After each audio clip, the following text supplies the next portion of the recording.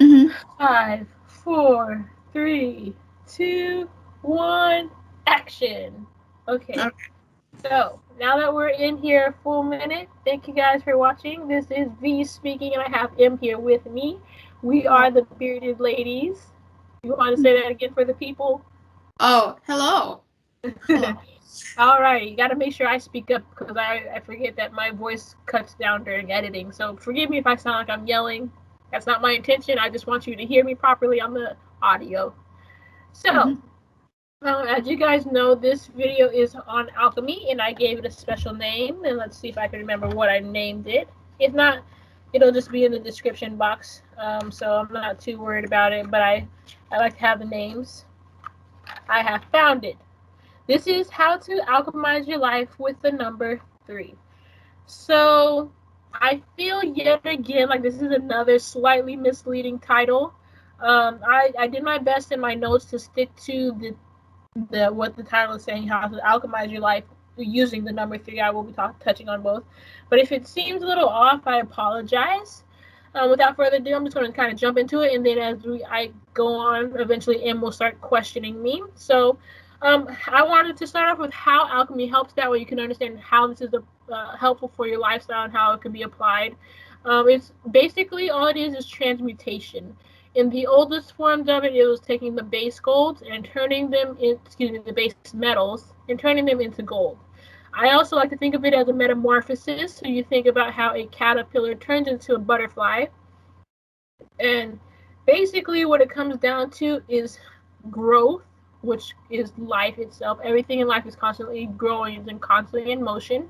Therefore, it's life, or at least a stagnation, which we might call death, forgetting to change or refusing to change.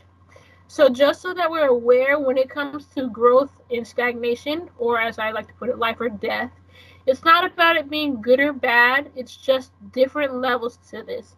Typically for me, I like to put them into 3 levels. So I'll give you a couple of examples so that you can hear what I mean. We start off with the 3 characteristics of the self. So it can go, of course, in any order, but I like to put it in what I call, oh, I said my own name. In these order. There we go. So we'll start with selfishness. That is to be concerned solely with the self and to have no other. I you don't care about anyone outside of yourself. This is selfishness. Number 2, I would call self-centeredness. This means that you are at the center of your world, but you have just enough space to give out to another person. So, in other words, this is number 2. So, you have yourself plus one other person. This is self centeredness. Lastly, and this is just one of the 3, lastly, we have selflessness. This is when you have abandoned yourself, so to speak. I wouldn't say abandoned yourself, I shouldn't say that. But this is when you have let yourself be given out to the people around you. So you are selfless. You don't worry about yourself anymore. It's about the people around you. So that makes number 3, tier number 3, if you will. So I have 2 other examples, and then I don't know if M wants to jump in, but I'll give you the other 2 examples so that you know again what I'm talking about. We start for this segment. This is child, man, a woman, and man. So in that order, we have the child, who is the smallest. And when I say child, I mean prepubescent. So before hormones kick in, we have the prepubescent child. So in this case, they're very neutral in energy. Then we move up in progression to the woman, which is number 2. So the number 2 is the woman. She is neither child nor man in this case. She is very mature, but she's not the most mature. She's on the way. She's in the middle, so to speak. And then lastly, we have the man. He is the highest ranking between man, woman, and child. He's generally the taller one, generally the stronger one, generally the more logical one as compared to the other 2. And so he is the highest form of them, not meaning the best form, but he is definitely a higher form in his own ways. And then last but not least, This might kind of ruffle some feathers. It's slightly my intention, but it's slightly not. We have the Holy Ghost as the first one, or the Holy Spirit, whichever you prefer to call it. Then in the middle section, we have Jesus, the Son of God. And then lastly, we have God, the Most High. And it's very specific that you name the Most High because there's many different forms of gods. So this is meaning the biblical God or the God of the Abrahamic religions, the Most High God. So you can use these three, you can use any of the three tiers interchangeably, depending on what you want. And the way that it helps is it helps with healing and or destruction. So you can learn how to play the game by knowing both sides. There is a Zen practice that says, when I'm done teaching my student, I send him to my opponent. So that way the child learns both sides. Just a couple more notes. I say you move in silence when you're doing alchemy. You can learn how to do that. And there's a quote from King Arthur, the movie Legend of the Sword, and he says, "Why make an enemy when you can make a friend?" That is what alchemy can do for you. I'm going to answer some clarifying questions because I realized that was kind of a lot of information in such a short amount of time. Mm-hmm. So, if you want, let me know what you got, or I can just keep on babbling. No, so I think the first question I have is with your two examples, the child, woman, and man, and then the Holy Ghost, Jesus, and God. Mm-hmm. I'm not going to pretend like I have vast knowledge of Christianity. Mm-hmm. Don't get me wrong.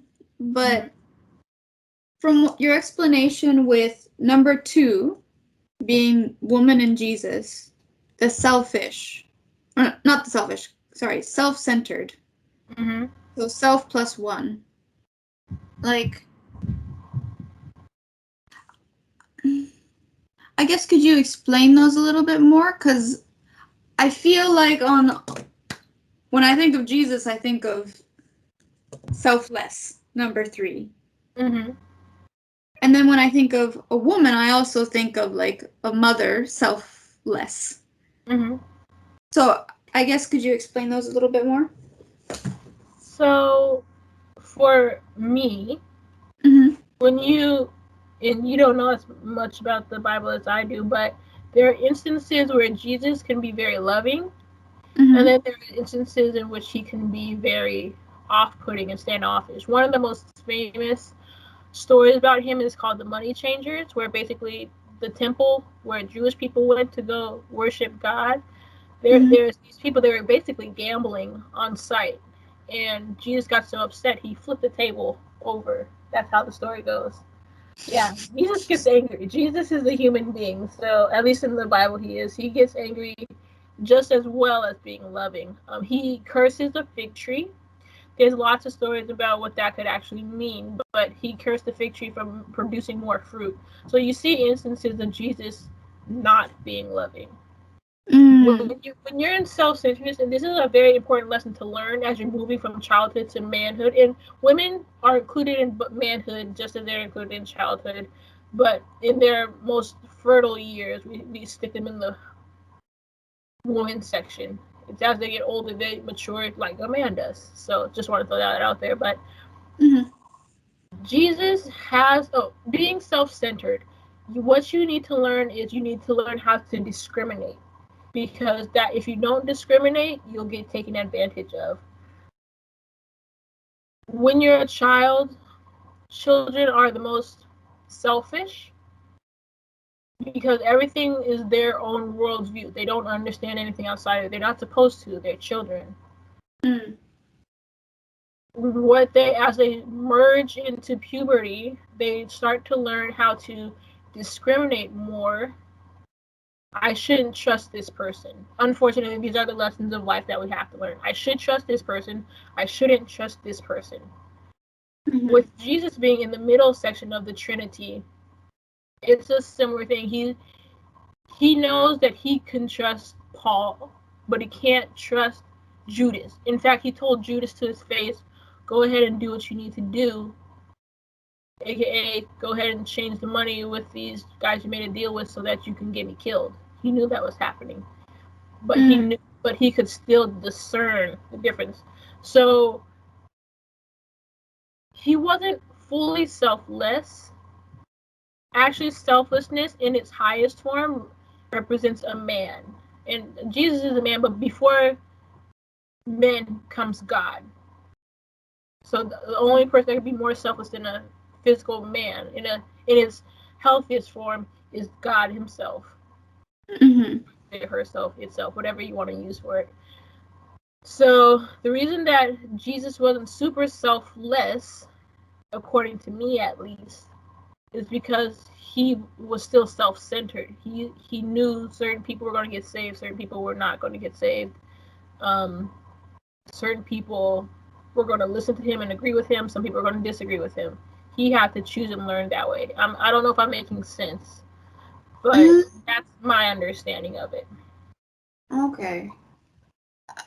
I kind of follow you in that, like, Jesus was only human, right? So he can only be so selfless. He has to think of himself at some points, and then I believe, like, God told him to sacrifice himself, which was not of his own volition. Am I understanding that correctly, or?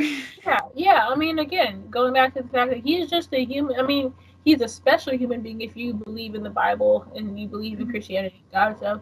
But you can't denote. Is that the right word? You can't denote his humanness. You can't forget that he still had a human side. You take any human in the world and you say, God told me to tell you you're going to die for everybody. How do you think that person would respond? They could be the holiest monk you find off the top of a mountain floating just above the ground with his ohms going on, and you tell him, God told us to tell you you're going to die. I know you've been meditating for 30 plus years, but you're going to die for all of humanity. And that's how you're going to reach nirvana. He is not going to want to do it. I can guarantee you that he might tell himself, he might meditate himself into a frenzy to be like, meditate to God, like, God, I know you hear me. God, I think you made a mistranslation. I don't even speak English. I might have to change religions. Yeah, you can't denote the humanness. So, yeah. Okay. Well, so then to kind of go to my other point is that you said that this ideology of seeing things in three can help you with healing. Yeah. I guess, could you paint a picture of that? Like, what ways could it help you heal? So the idea that I get in my head is, do you know those old school weighing scales when you go to the doctor's office and you have to like move the little lever up and down until you find the correct weight? So what I would say is, imagine that same scale. On the first end is selfishness. We're going to use this example. The other end is selflessness. You got self-centered smack dab in the middle, and then you got the little lever to go back and forth wherever you want to. So let's say this is what I had to learn for myself. I'll use this as an example. So growing up codependent in a codependent household, that a dry codependent, so there was no alcohol involved. It was just pure emotional abuse that was going on, emotional immaturity, I should say. I grew up being more on the end of the selfless scale, which is actually very unnatural to children. Children are not born being selfless at all. They can be loving, but they're not selfless.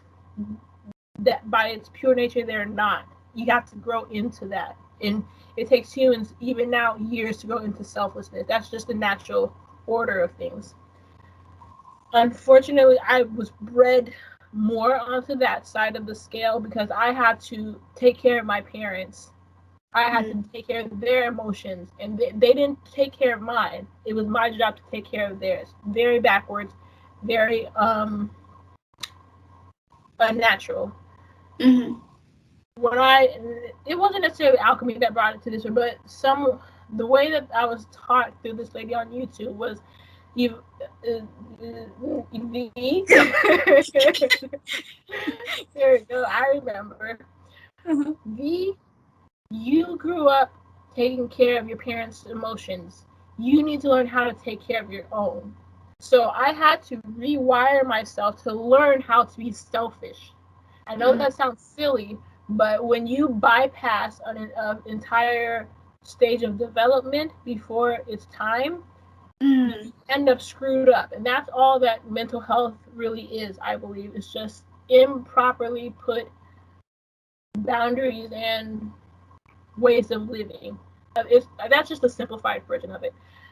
So I had to take my little scale, my little lever, and I had to take it away from selflessness. And then I had to, if I do it, let's say, if I want to go hardcore, some people are like that. Mm-hmm. If I want to go hardcore, I just go straight to the selfish end of the stick. Or I can kind of take it slowly and go to self-centered and say, well, take care of their needs, but also take care of mine at the same time. So saying, Mom, it's okay that you're upset, but I want to let you know that I'm just as upset about what happened. That's self-centeredness. Saying I matter and you matter. And you, I believe, are actually a very good proponent of it. I actually learned some of it from you. You're able to be very self-centered in some of the way that you interact with people. You say, hey, your way is valid, but my way is also valid. That's self-centeredness. So when I slowly move more towards selfishness, that starts to cut people out. And you don't have to necessarily go all the way back to selfishness, but I think it's important because it helps the inner child work that people do. I think it helps the inner child. So in some ways, I say, you know what? That it'll look like your way to me is currently not valid. I need to do things my way. This is selfishness, and then people will start to get offended by it. But that's because they're used to your old ways. They're used to your old selflessness. So you have to start becoming selfish at some point. So that's interesting, because, like, I guess whenever we think of, like, tiered lists of 1 to 3, we always think that 3 is the final goal, right? Or that, you know, the terms selfish, self-centered, and selfless, we always assume that selflessness is the goal. But to me, it sounds, from your explanations, that there's not necessarily a goal. It's primarily going through stages that will help better yourself. Exactly. To be more accepting and loving. So,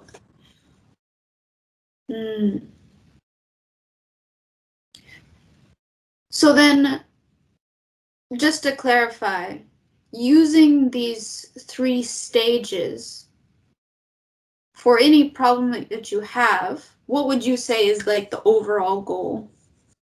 Just so I can make sure I'm understanding you correctly. I would say it's wholeness. That looks different for every person. Like I said, for my case, I started off at the selfless end of the spectrum. My goal to be whole is to become a selfish person. Not a mean person, but a selfish person. And then I can play around with the different stages as I want to, depending on the situation. I want everybody to have the information of how to make themselves. So maybe you started off as a selfish person, naturally as childhood should, but you're like in your 40s and you're still making these decisions only for yourself, but you got 2 kids and a husband. That's not going to work out for long, I don't think. Yeah. It might if they're okay with being in that type of structure, but as the children get older, they might want to be free of that. As the husband gains his backbone, he might want to be free of that. You never know how these things are going to go. So I just want people to be whole, and I want them to play the game. I want them to be like, oh, today I'm going to be selfish, and nope, I'm going to be self-centered. Like, it's a happy thing once you know all the tools that you have at your disposal. That's what I wish for people. I see. So this is slightly not on the concept of what you're talking about, but I guess like public perception. Because I remember when we had these conversations before, I think the terminology that you used I was kind of sensitive about. And it was only until having like the discussion that it's not like an end goal of either one, and that these terms aren't meant to be negative in any way. How do you... Would you ever try to find like different wording for these, or do you think it's beneficial to keep the same wording, even with the somewhat negative connotation or like the first hit perception, if you will? I kind of like to keep them as they are, because this is one instance in which I'm putting my selfish foot down, so to speak. I like that it triggers people. Actually. To me, it's a good thing because it starts a conversation. And if whoever I'm talking with is open to it, it's like the word submission. I hate that word. Not hate it. I didn't like it because I thought it was a bad thing towards women. But when you think about it, if you just look at the word, it just means to put yourself under a certain mission, under a certain thing to do. It's not that bad of a word. It's what we associate with the word. That's what people kind of need to get over a little bit. And I think it also shows a bit about who they are as people as well. So. And kind of to bring it back to the whole transmutation concept, like even that word submission is not in its healthy form is not a constant state, right? Yes, submission comes naturally. If you find that you can't submit, then don't. That's the best advice I can give to you. To any, not even in marriage, to a person. In fact, the Bible says submit to each other. People forget about that. They always say the woman must submit to the man. Literally, if you read the Bible, it says submit to each other. So I don't know, get yourself together. But yeah. You know, it's just selective hearing, that's all that is. Exactly. Exactly. But I was meaning more so like that the roles can change, and it's healthy to not completely change, but to switch in that way. Right? The changing is life, growth is life, stagnation is death. Staying in one position isn't healthy. Some people actually might want death. They might actually want death to come about. And I'm not talking about like killing people, although they might feel that way too. Oh, good. I'm glad you're not, putting serial killers. Anyway, keep going. No. It can be that you want to put an end to something that's going on in your life. Death doesn't have to be bad. It could be a death to a bad habit, like smoking. Or death to a bad habit, like unhealthy eating. You can play around with it anyway.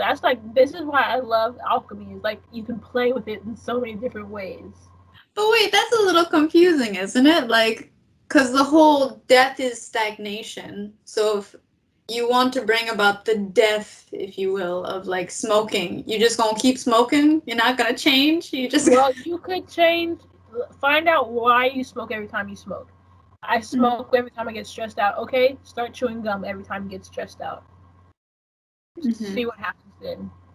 Or start talking to people. Call someone up on the phone. Have a stress buddy if you can.